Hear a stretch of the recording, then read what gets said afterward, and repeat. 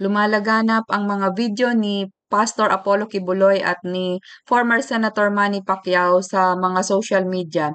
Itong mga video na po ito na Manny Pacquiao versus Apollo C. Kibuloy at ang mga statement ni Manny Pacquiao na hindi totoong pastor si Pastor Apollo Kibuloy ay fake news po ito. Hindi po ito nagaganap sa kasalukuyan. Ito ay isinasabay lang dahil sa kasalukuyan ay mayroong warrant of arrest si Pastor Apollo Kibuloy. Subalit itong mga video na inilalabas sa social media sa kasalukuyan ay mga video po ito na nakuhanan sa interview ni Karen Davila kay Senator Manny Pacquiao at hindi po ito pangkasalukuyang panoorin po natin itong video na to na ito lang yung pinakita nila, panoorin po natin to.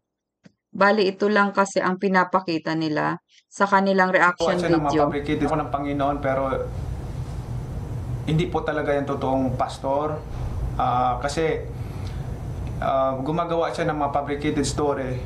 Yung video na kinuha nila, yung pinalabas nila, building po yun nung maliit pa, bata pa ako, nung itinayo yun, 1996.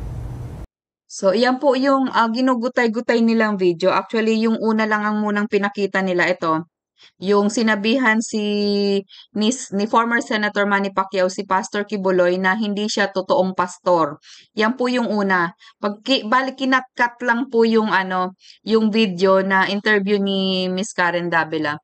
Pero po, 2 years ago na po yan nung nakuhanan yan. At sinagot na rin po yan may sagot na rin po dyan si Pastor Kibuloy.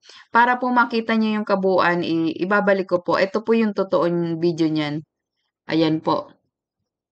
Tingnan natin, panoorin po natin.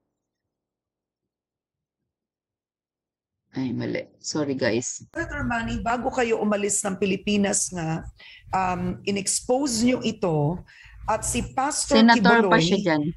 inakusahan din kayo. At sinabi nga niya, meron rin kayong proyekto sa Sarangani na may presyong 3.5 billion pesos. Kumbaga, ito ay akusasyon na questionable rin ang mismong pagkakagawa nyo sa proyektong ito. And the accusation is there's also overpricing and accusations of possible anomalies dito sa proyektong ito. Unang-una, what do you plan to do with that accusation of Pastor Kibuloy now that you are back in the country? Unang-una ka rin, salamat sa pag-mention na issue na yan. Alam mo, patawarin ako ng Panginoon, pero hindi po talaga yung totoong pastor. Kasi gumagawa siya ng mga fabricated story. Yung video na kinuha nila, yung Ayan, pinutol po siya doon sa sinabihan niya na si Pastor Kibuloy ay hindi po daw siya totoong pastor, sabi niya. So, tapos, tuloy po natin tuloy-tuloy lang po muna natin. Building po yun nung maliit pa, bata pa ako, nung itinayo yun, 1996. Yung building na yun, at yung tunay na mga buildings na pinatayo natin hindi po nila kinunan, hindi po nila pinakita, mga bagong building po. At yung 3.5 billion po, hindi po yan doon sa Sarangani. Ang halaga ng project lang po doon sa Sarangani is nasa 300 to 500 million lang po. Yung 3.5 billion po, project po yan nila pagkakaalam ko under kay Senator Bongo doon sa Bataan, sa sports po yan. Hindi po yan doon sa Sarangani. Ito si Kibuloy po pumapasok o gumagawa ng issue na hindi po niya alam. Dapat hindi siya makikialam sa gobyerno. Mag-focus na lang po siya para doon sa evangelist sa kanya mga disipulo na niniwala po sa kanya. Hindi po tama yung ginagawa niya, at yan po ay pananagutan niya sa batas, at plano ko po na mag-file ng kaso against him. Ayan, pinutol po nila yung video at ito ang sinunod nila, yung pangalawang ipinapakitang video sa online sa ngayon na lumalaganap po. At ito rin po ay nire-reaction na ng ibang mga vloggers sa kabila. At nagiging trending na po ito. Actually, yung isang video nito mayroon pong halos mahigit 100 o 200,000 views na. Kasi bali trending po ngayon si Pastor Apollo Kibuloy. So lumalabas na parang dumadami yung kalaban ni Pastor Kibuloy, which is napaka-unfair naman po sa kanya sapagkat ito po ay hindi naman naganap sa kasalukuyan, kung hindi ito po ay naganap noon 2 years ago pa. Kung mapapansin mo, senator pa dito si former Senator Manny Pacquiao. Ituloy po natin. Dahil po sa kanyang paglabag at gumagawa po siya ng kwento na hindi naman po totoo. At yan po ay pananagutan niya sa ating gobyerno, sa batas. Ang ibig mo sabihin, Senator Pacquiao, ay plano mong kasuhan si Pastor Kibuloy? Yes po, magpa-file po ako ng case against him. So ayan po yung totoong video. Interview po yan ni Miss Karen Davila kay former Senator Manny Pacquiao 2 years ago. And kung mapapansin mo, nakalagay dyan Senator Manny Pacquiao kasi senador pa siya noon. Ituloy po natin ang video. Sana po wag naman sanang makisawsaw ang ibang mga vloggers na mas lalo pa nilang pinabibigat ang sitwasyon ni Pastor Apollo Kibuloy para lang sa views. Gumagawa po tayo ng mga fake news na parang sa ngayon si former Senator Manny Pacquiao ay parang nakikisawsaw sa ngayon dahil parang isinabay niya pa ngayon na porke may warrant of arrest na ay siya ay dedemanda against kay Pastor Kibuloy. Pero mamaya papanoorin po natin yung sagot ni Pastor Kibuloy. Tapusin lang po muna natin ito. Dahil Ano po ang kaso, Senator Pacquiao? Is it slander? Ano po? hindi lang po siguro isang kaso, pero we will announce po yan paglabas ko dito sa quarantine. At i-formal announcement announce yan kasama. Ayan, pagkatapos ng quarantine, ibig sabihin po pandemic. Pandemic po nung nagawa tong video na to, yung interview ni Miss Karen Davila, pandemic. So tuloy po natin. Doon, at saka pupunta ako mismo magpa-file ng case against him.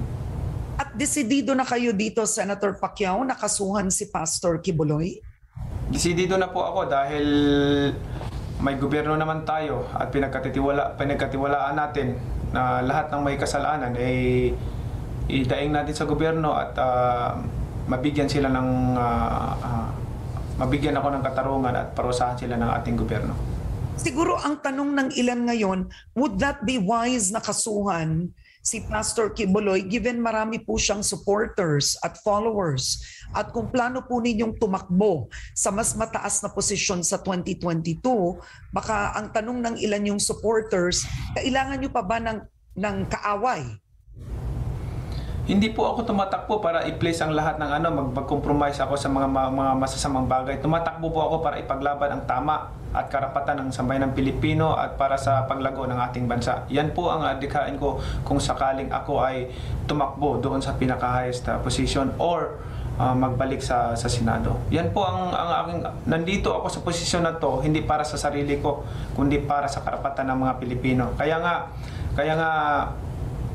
dahil nanindigan ako sa tama, nanindigan ako sa ipaglaban yung mga karapatan ng aking mga kababayan, maraming mga kaibigan na lumayo sa akin at kasi nanindigan ako sa tama. So yan po, mas importante sa akin ang karapatan ng mga mayang Pilipino. Hindi niya si Pacquiao na huwag gamitin ang pangalan ng Panginoon para sa kanya raw earthly agenda. Ayon din sa Kingdom Legal Counsel na si Attorney Ferdinand Topacio, na-dismiss na ng Makati Prosecutor's Office ang isinampang cyber libel case si Pacquiao laban sa pastor. Ayon naman sa Legal Counsel ni Pacquiao, naghain na sila ng motion for reconsideration kaugnay nito. Na-dismiss daw kasi ang kaso kahit walang counter affidavit mula kay Kibuloy.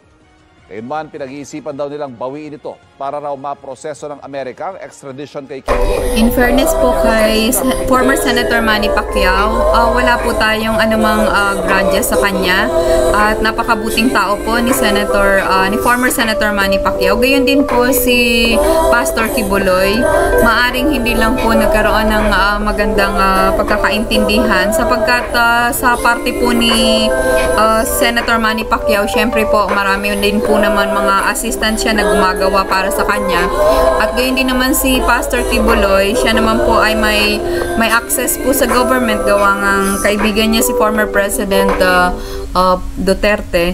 Kaya po kaibigan din niya yung ibang mga secretary at nakakarating sa kanya yung mga information kung nagkakaroon ng mga anomalya sa mga proyekto. Talagang advocacy po ni Pastor Kibuloy na talagang makatulong sa bayan. Kaya po hindi po siya nangingiming mag-expose kung may mga dapat siyang expose. Pero hindi naman po natin sinasabi na guilty dito si Senator Manny Pacquiao sapagkat hindi naman po siya yung originally talagang gumagawa ng mga paperworks para sa kanyang mga proyekto. So marami din po siyang mga ina-assign. So hindi po natin alam. Pero so far ang kaso naman na i-file ni former Senator Manny Pacquiao ay na-dismiss. Subalit sila ay nag-motion. Hindi na po natin alam kung ano nangyari doon sa kaso sa ngayon at ipaubayan na lang po natin yun sa kanila. Ang mahalaga po ay itong video na po ito ay nangyari 2 years ago, pandemic time at bago po mag-election. So hindi po totoo yung mga lumalabas na video dyan na si Manny Pacquiao, sinabihan si